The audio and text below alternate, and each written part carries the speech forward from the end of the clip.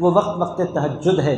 عزیزان گرامی قدر، تہجد سے لے کر اشراق تک یہ جو وقت ہے یہ سب سے مبارک وقت ہوتا ہے۔ اور ہماری قوم کا حال اس وقت کیا ہے؟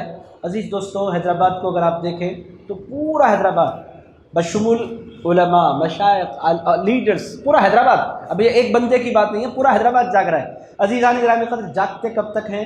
وہ رات کے 12 بجے تک، 1 بجے تک، 2 بجے تک، 3 بجے تک۔ اور شادیوں کا تو عالم یہ ہے کہ دولہا 11:30 بجے تشریف لاتا ہے۔ وہ پہلے بہت اچھا تھا کہ کم سے کم دولہے، شادی چونکہ شادی خانے میں ہوتی تھی تو دولہے پر فورس بنایا جاتا تھا آپ کو آنا ہے۔ اب ظہر میں نکاح، عصر میں نکاح، تو اس کا مطلب یہ کہ اس کو آزاد کر دیا گیا ہے۔ اب پنچھی آزاد ہے پنجرے سے، اب آئے گا ہی نہیں، لوگ آ رہے ہیں، کھا رہے ہیں اور اس کو خبر ہی نہیں ہے، وہ ناچنے میں مہو ہے۔ رات کے 12 بجے تک دروازے پر ناچا جا رہا ہے۔ عزیزان گرامی قدر، اس کا نقصان یہ ہو رہا ہے، پوری رات جاگ کر بچے سو جاتے ہیں اس وقت جب زیادہ رحمتوں کا نزول ہوتا ہے۔ آج ایک نوجوان مجھ سے ملے، انہوں نے پوچھا حضرت یہ مرغا اگر بانگ دے تو مجھے کیا پڑھنا ہے؟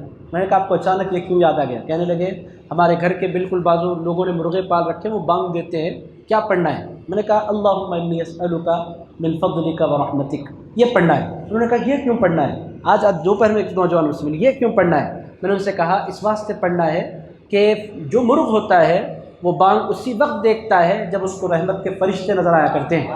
رحمت کے فرشتوں کو وہ دیکھتا ہے، دیکھنے کے بعد بانگ دے کر اطلاع دیتا ہے لوگوں رحمت کے فرشتے اتر رہے ہیں۔ تو بندے کی ذمہ داری یہ ہے کہ اس وقت اللہ کی بارگاہ میں ہاتھ پھیلائے، ایک مرتبہ، جتنی مرتبہ بانگ دے اتنی بات نہیں، ایک آدھ مرتبہ آپ نے، ورنہ پھر پورا گھنٹوں بانگ دیتے رہتا ہے، وہ تہجد سے لے کر صبح 8 بجے تک بانگ دیتا رہتا ہے۔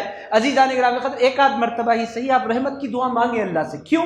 وہ رحمت کے فرشتوں کو دیکھتا ہے۔ اور آپ دیکھیں مرغ بانگ کب دیتے ہیں؟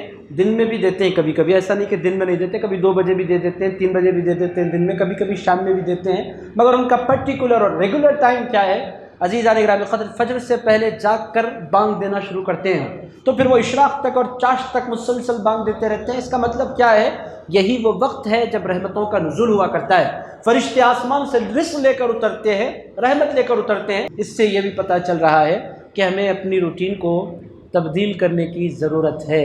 عزیزان گرامی قدر، ابھی ایک صحافی سے میری ملاقات ہوئی ابھی آنے سے قبل، انہوں نے کہا اس قدر افسوس کا حال حیدرآباد کے مسلمانوں کا ہے۔ انہوں نے کہا مکہ مسجد میں گیا 3 دن قبل، انہوں نے مجھ سے کہا آپ یہ بات نوجوانوں تک پہنچائیں۔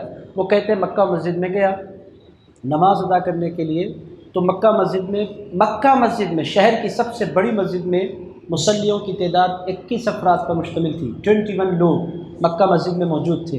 اور پھر بازو ہوٹل ہے چائے پینے کی، وہاں میں گیا تو بہت سے نوجوان مسلمان چائے پینے میں مشغول ہیں اور مختلف چیزیں کھانے میں مشغول ہیں۔ وہ کہتے ہیں یہ نوجوان پوری رات جاگ کر جو چائے خانوں پر نظر آ رہے ہیں، یہ نوجوان مسجد میں کیوں داخل نہیں ہو رہے؟ اور شہر کی اتنی بڑی مسجد میں مصلیوں کی تعداد اس قدر کم کیسے ہو گئی؟ عزیزان گرامی قدر، اس کا جواب ہمارے پاس نہیں ہے۔ ہماری قوم، ملت کے نوجوان جاگنے کے وقت سو رہے ہیں، سونے کے وقت جاگ رہے ہیں۔ عزیزان گرامی قدر، یہ چیزوں کو سمجھنے کی ضرورت ہے۔